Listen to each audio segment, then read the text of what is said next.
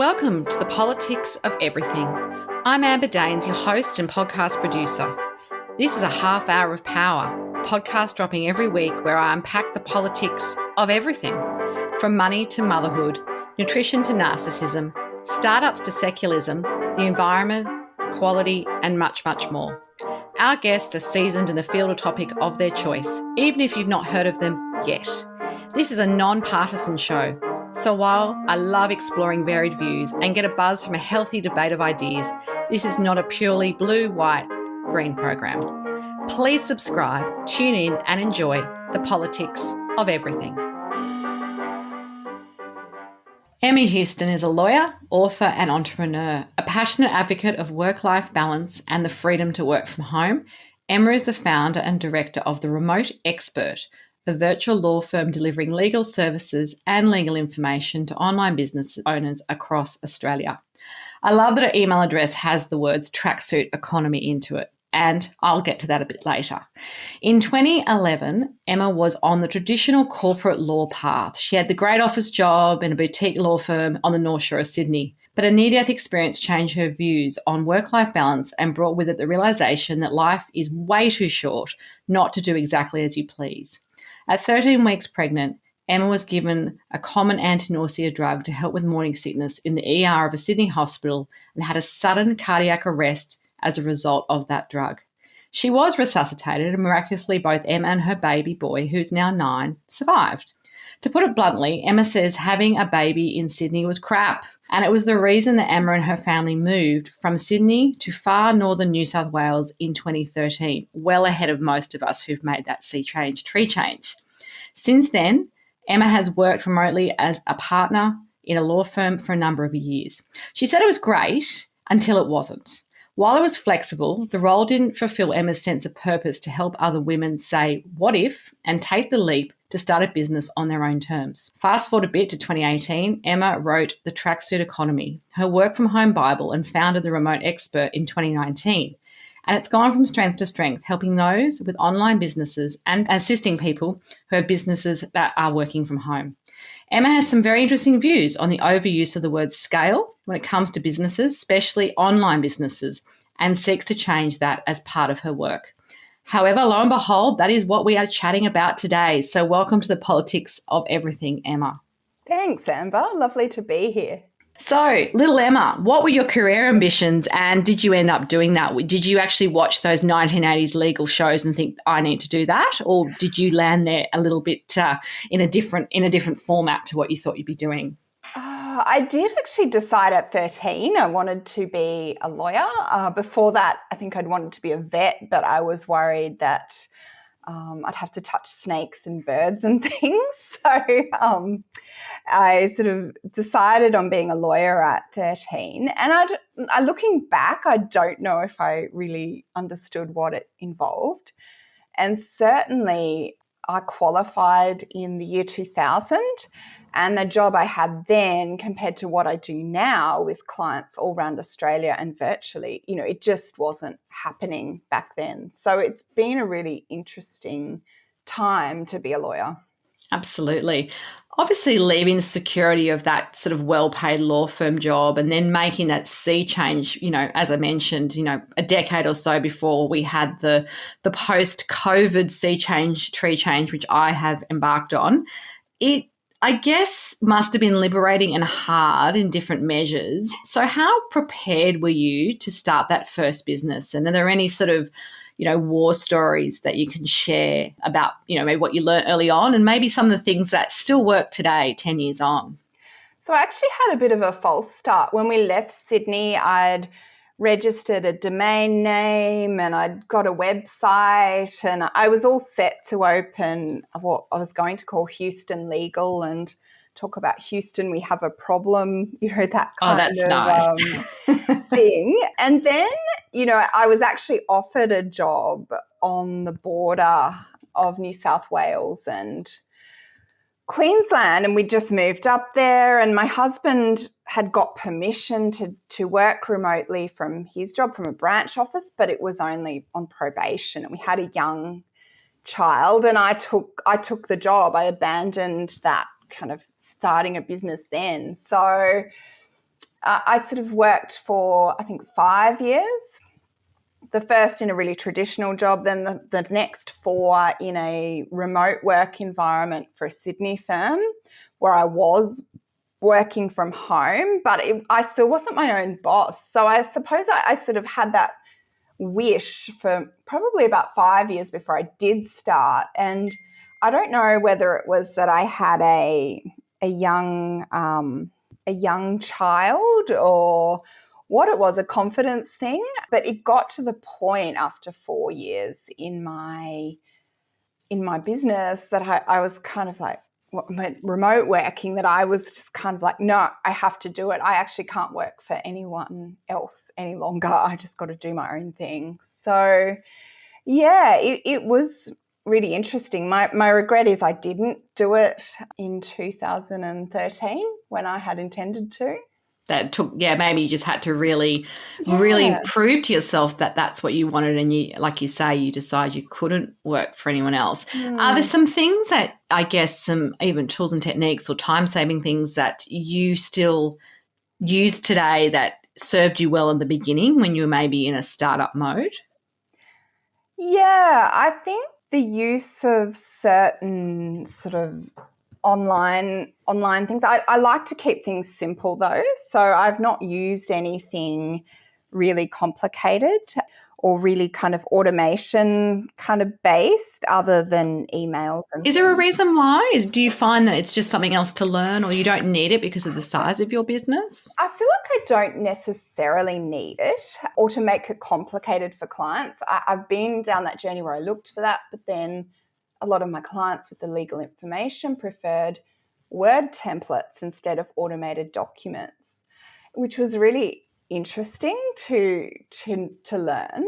But back to your question, I think really the calendar booking has been life-changing. I use Acuity, and people can book in direct on my calendar. It has saved me, I think, hours a week for the last few years.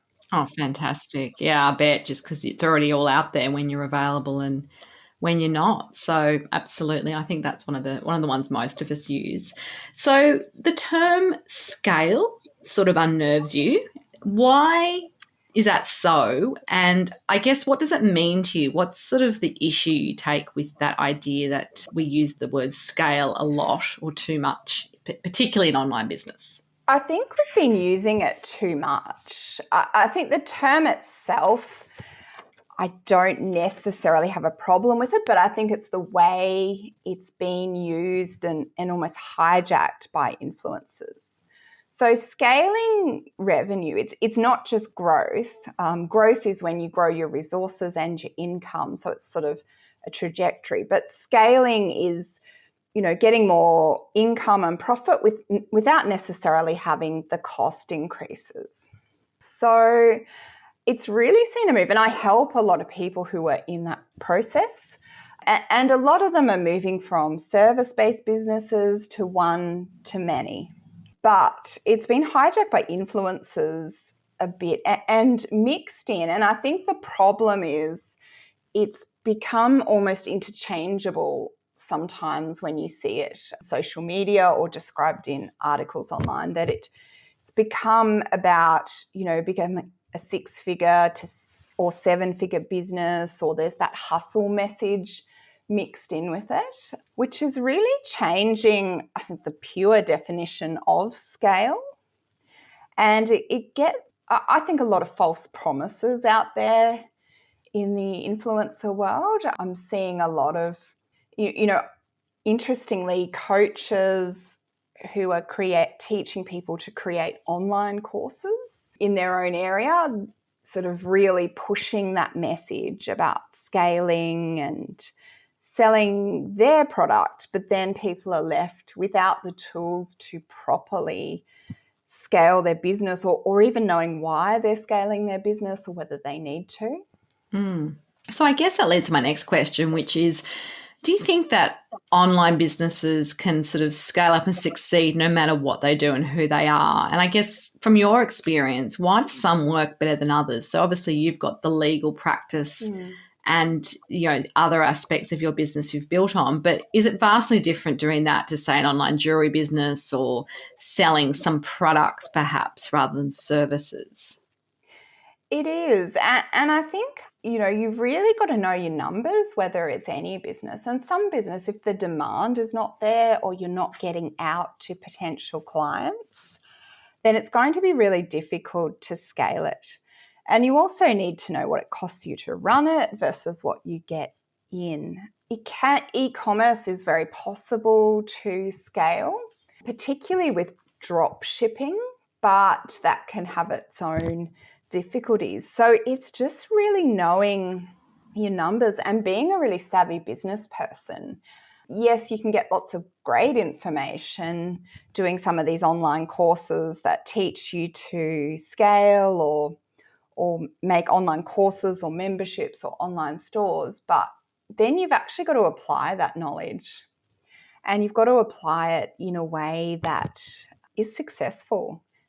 And maybe that's where the rubber doesn't hit the road for some businesses. Is that what I'm hearing? Yeah, I think it is. And I think, you hear a lot of the message, make 7 figures, hustle. But I think at the bottom of it, you've sort of got to step back first and say, well, why do you want to scale? What do you want your life to look like? And what does scaling look like? Is it an online course? Is it online membership?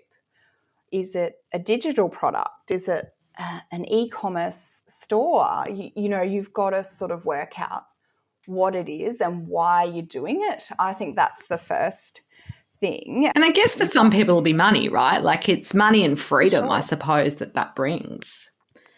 It is.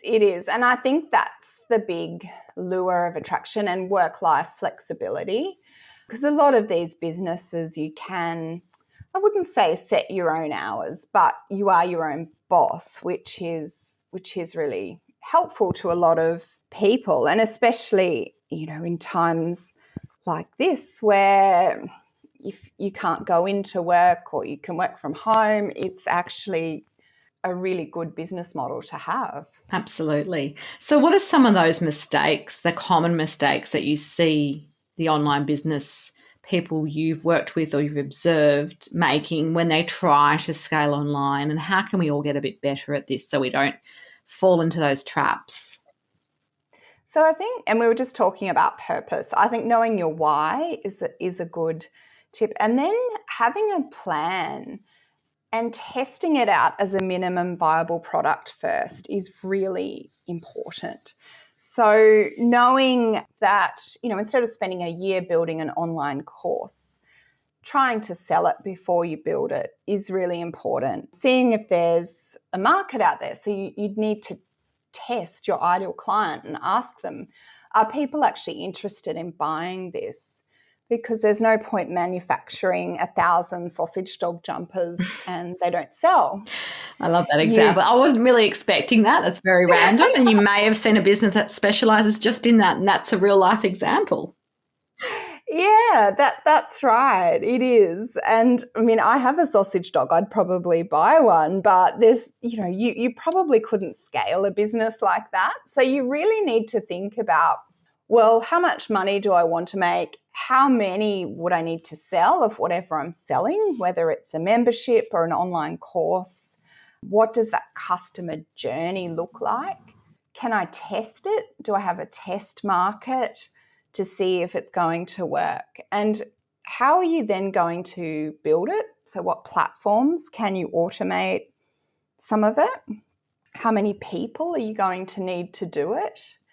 And are your foundations right? And that's things like accounting advice and legal terms and conditions or advice. Yeah. To make sure that if the proverbial hits the fan, that you're covered. Absolutely. Before it gets to that point, I imagine it's better.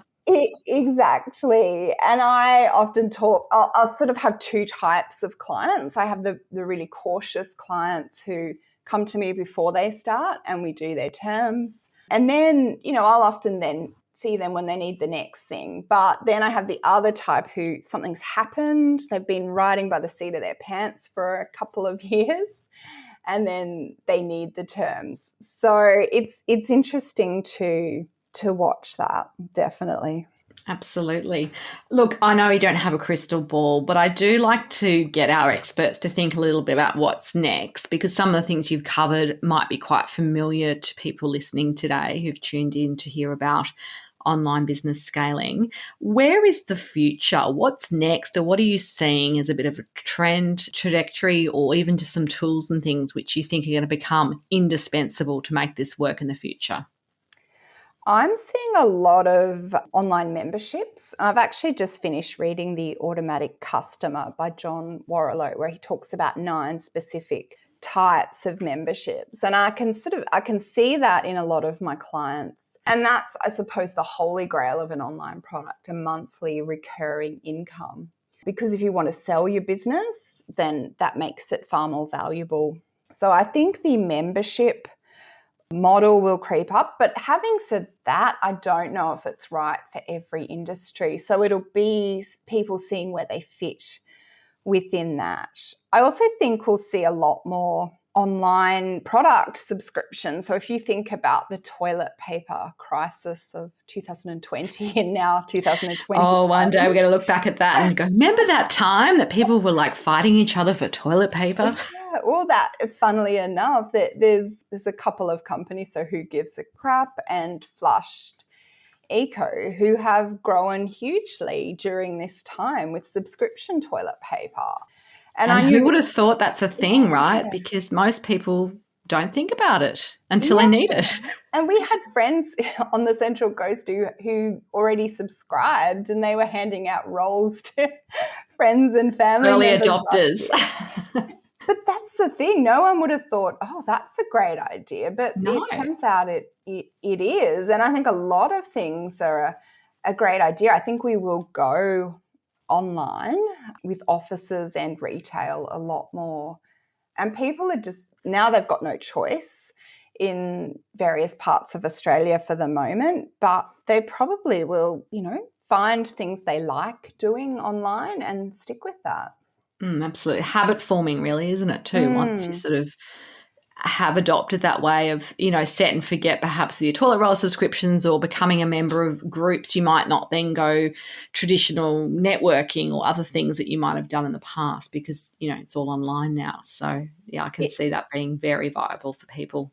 It is. And then you realise, if you're not doing all these networking events each month, how much time you have in your life. It's sort of like when people stop commuting, they realise they have all this extra time. So I think when you try something out of necessity and it's actually good, then you'll stick with it. Been helping over the last year or so, I've been helping people like yoga teachers or dance teachers set up online programs and things like that. So it's been really interesting to watch that change. Absolutely, yes. I think we've all had to learn to do things we didn't think we'd be doing 18 months ago, that's for sure. So a bit of a change of tack.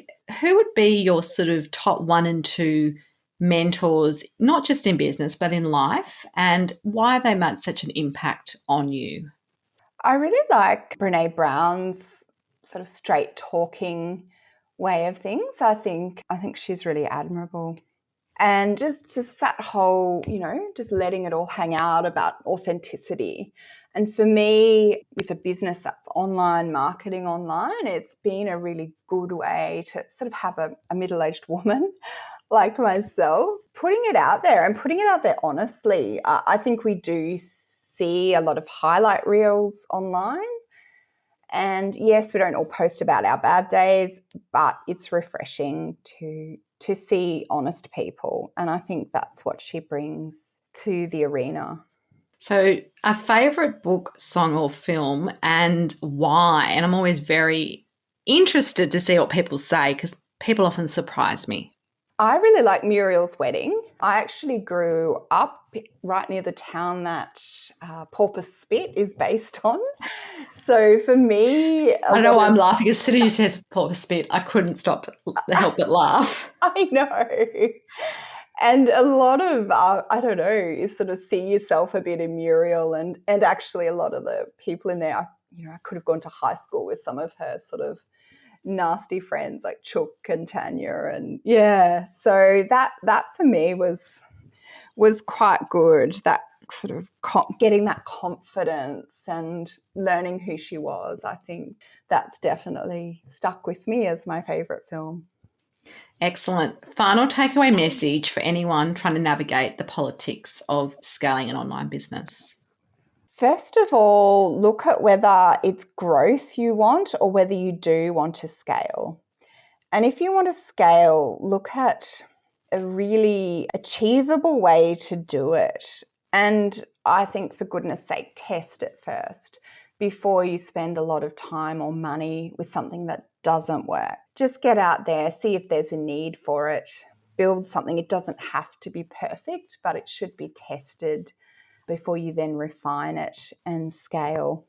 Great. Well, that's an awesome bevy of ideas for us to marinate on. But I have really appreciated your time, Emma, and I'm sure there's lots of people that will reach out to you after this podcast. And if you do want to connect with Emma, there will be some details on the show notes. Until next time, keep well. Thanks so much for listening today. If you've enjoyed the politics of everything, I thrive on your feedback. So please add a short review and share the podcast with your network through Apple, Spotify, and all the usual suspects. I'm always on the hunt for new and diverse guests, so if you or someone you know has a fresh idea you're busting to get out there, please email me at amber@amberdanes.com and my crew will get back to you very soon.